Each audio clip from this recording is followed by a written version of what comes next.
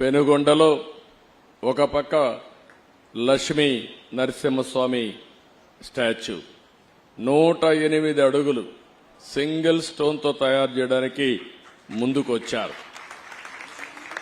అది నేను ఎప్పుడో అప్పచెప్పాను. కానీ గడిచిన ప్రభుత్వం దానికి కూడా అడ్డుపడే పరిస్థితికి వచ్చారు. ఏ మంచి కార్యక్రమం ఉన్నా దాన్ని అడ్డుపడడం 5 ఏళ్లలో ఈ రాష్ట్రంలో జరిగింది. ఇంకా అలాంటి స్పీడ్ బ్రేకర్లు గాని విధ్వంసంగా ఉండదు.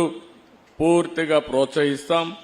మంచి చేసే వాళ్ళందరికీ చిరునామాగా ఆంధ్రప్రదేశ్ ఉంటుందని, అలాంటి మంచి కార్యక్రమాలతో మీరు ముందుకు రావాలని మీరు కూడా అందరినీ ప్రజలను కోరుతున్నా. 5 కోట్ల పైన ఉన్నాం ఆంధ్రప్రదేశ్లో.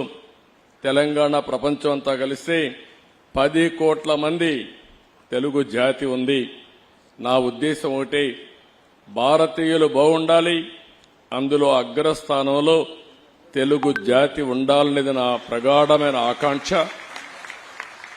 అది నా కోరిక.